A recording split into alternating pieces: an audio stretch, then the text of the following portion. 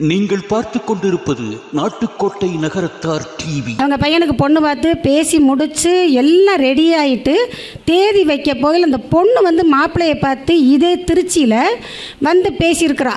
பேசி 10 கண்டிஷன் போட்டிருக்கா. என்ன எங்கள் செட்டியார் அவங்க அப்பா வந்து என்னை பொண்ணு பார்க்க வந்தாங்க கோயம்புத்தூர் ஆர்எஸ்புரம் டிபி ரோட்டில் 40 வருஷத்துக்கு முன்னாடி. அப்போ எங்கள் மாமியார்லாம் ஊரில் இருந்தாங்க. நானும் எங்கள் சித்தியும் தான் போயிருந்தேன். எங்கள் அம்மா அப்பா ஒரு வேலையாக ஊருக்கு போயிட்டாங்க. இவங்க நாங்கள் பொண்ணை பார்த்தே ஆகணுன்ட்டாங்க. சரி நீ எங்கள் சித்தி வாடி நம்ம உன்னைய கூப்பிட்டு போகிறேன்னு சொல்லி நான் எங்கள் அண்ணன் காரில் கூட்டி கொண்டு போய் காமிக்கிறாங்க. ரத்தினார் கோயில் மறக்க முடியாதது. அந்த கோயிலில் பொண்ணு பார்க்குறோம். பார்த்தா நம்மதே அப்போ குனிஞ்சபடியாக தானே உட்காந்துருப்போம். நம்ம நிமிரக்கூடாது. நிமிர்ந்தா பொண்ணு அடங்காதவ. அதனால் நிமிரக்கூடாது. எங்கள் செட்டியார் என்னையை பார்த்துட்டு ஒரே செகண்டில் ஓகேன்ட்டாங்க.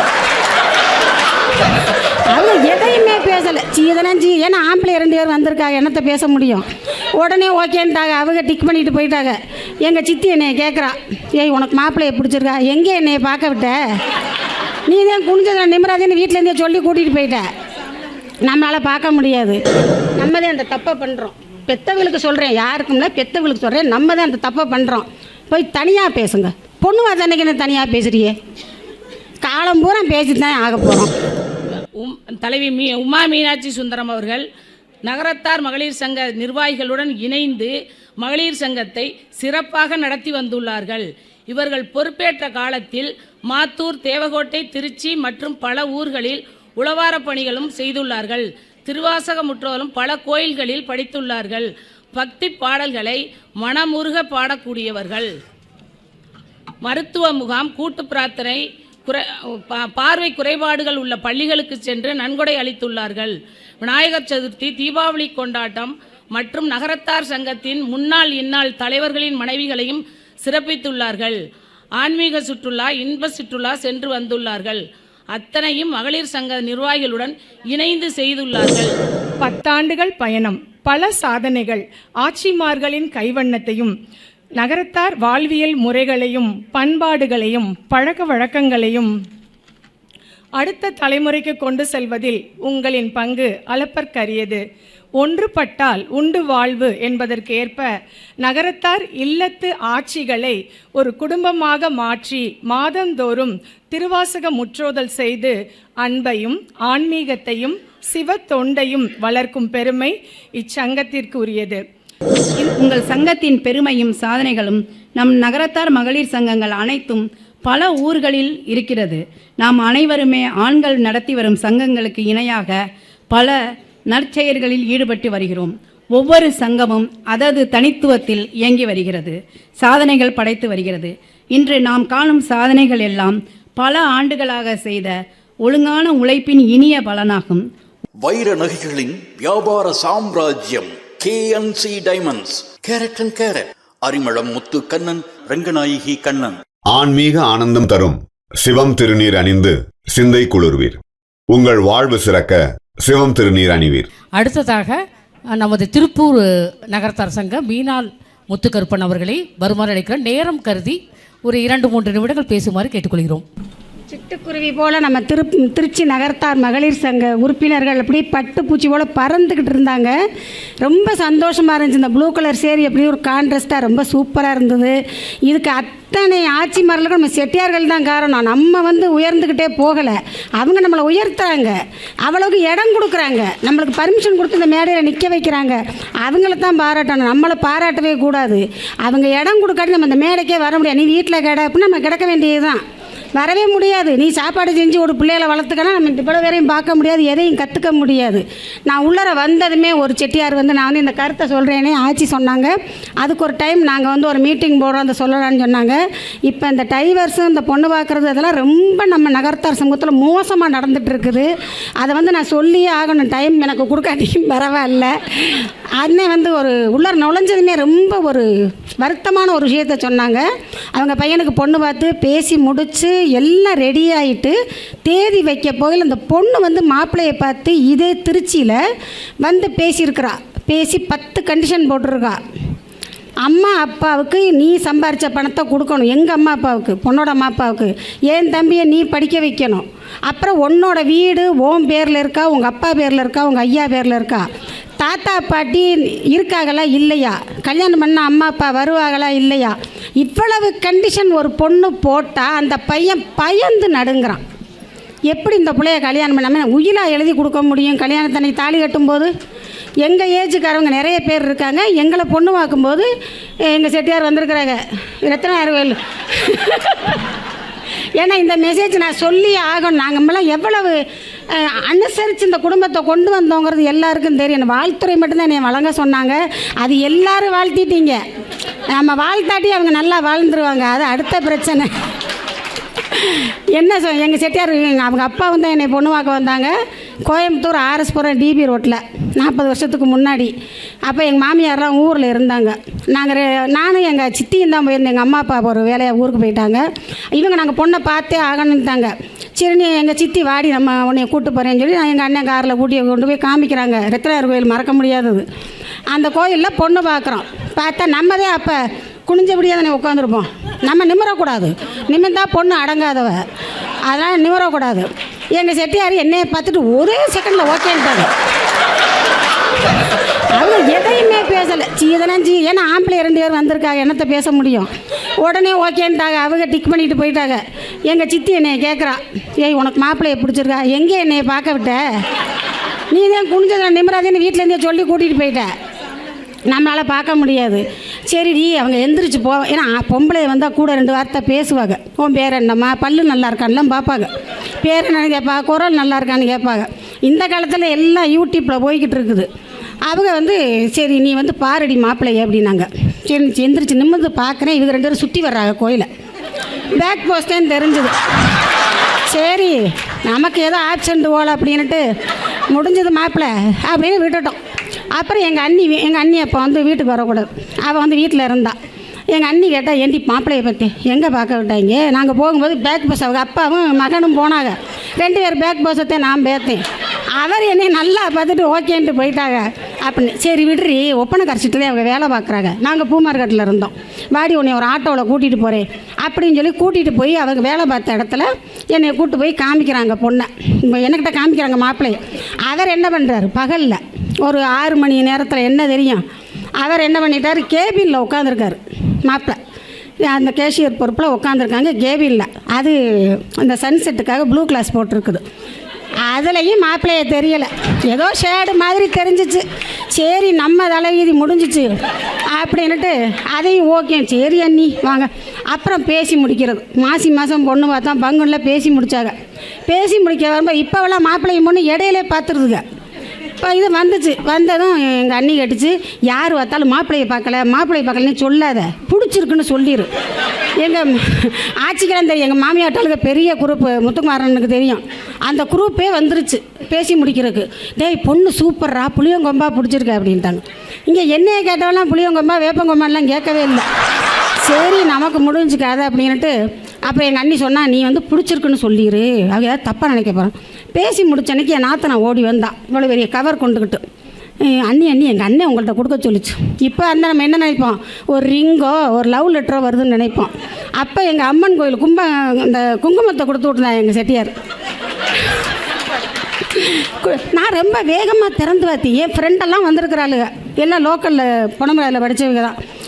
திறந்து பார்த்தா அதுக்குள்ள குங்குமம் இருந்துச்சு. சரி அவர் பக்தியாக கொடுத்து விட்டுருக்காரு. நெத்தியில் எடுத்து வச்சுக்கிட்டு என் பிள்ளையெல்லாம் கேலி பண்ணதுக்கு, என்னடி குங்குமத்தை போய் கொடுத்து விட்ருக்காரு.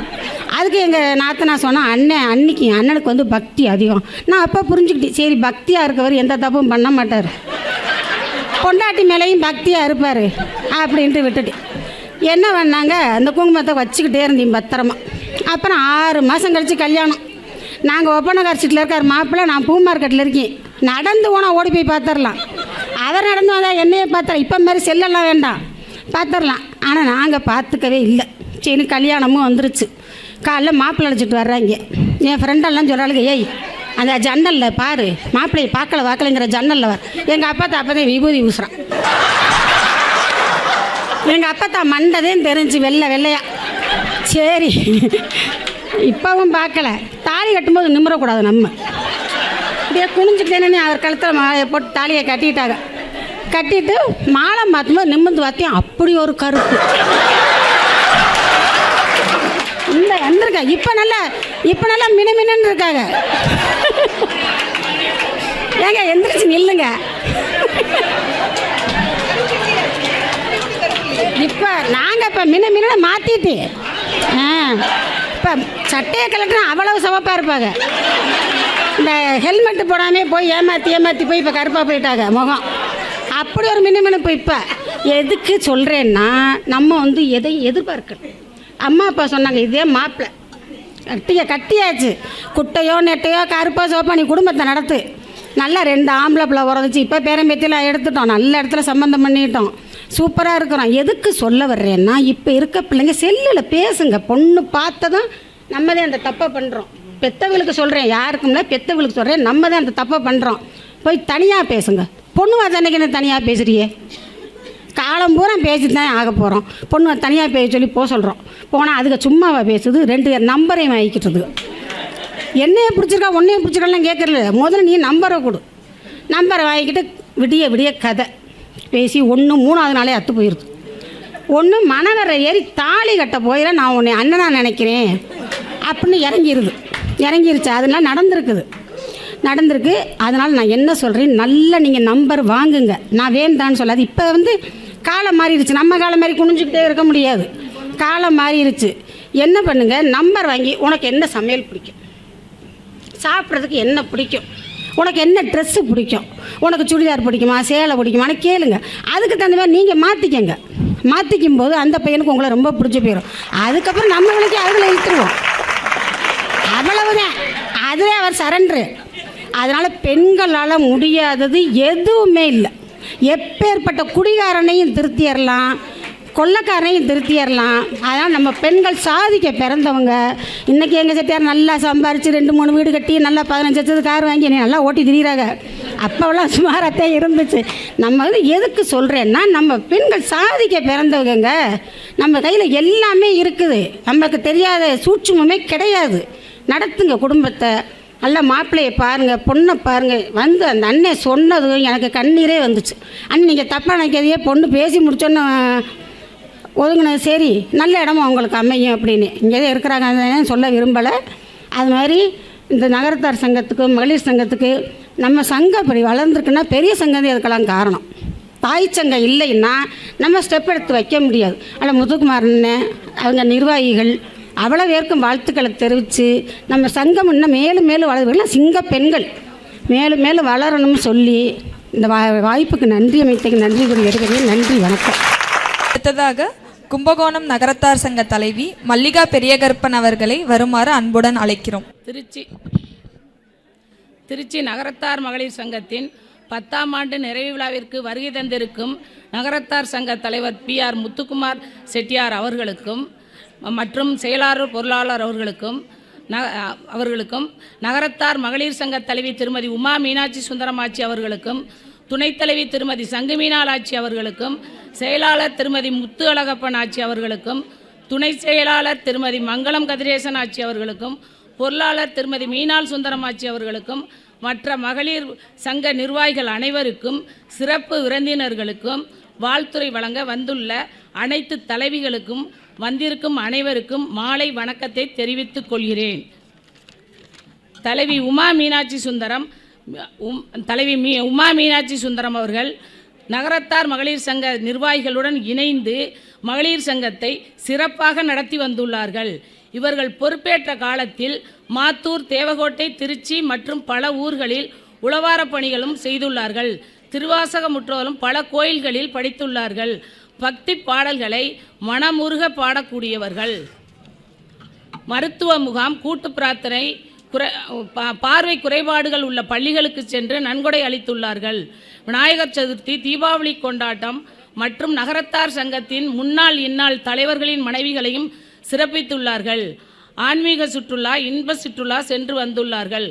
அத்தனையும் மகளிர் சங்க நிர்வாகிகளுடன் இணைந்து செய்துள்ளார்கள். திருச்சி நகரத்தார் மகளிர் சங்கம் வாழ்த்துரை வழங்க எங்களையும் அழைத்ததற்கு கும்பகோணம் நகரத்தார் மகளிர் சங்கம் சார்பாக நன்றியை தெரிவித்துக் கொள்கிறேன். நன்றி ஆச்சி. அடுத்ததாக புதுக்கோட்டை நகரத்தார் சங்க தலைவி சாந்தி சுப்பிரமணியம் அவர்களை அழைக்கிறோம். அவர்களுக்கு நினைவு பரிசினை வீணால் சுந்தரம் அவர்கள் வழங்குவார்கள். அனைவருக்கும் மாலை வணக்கம்.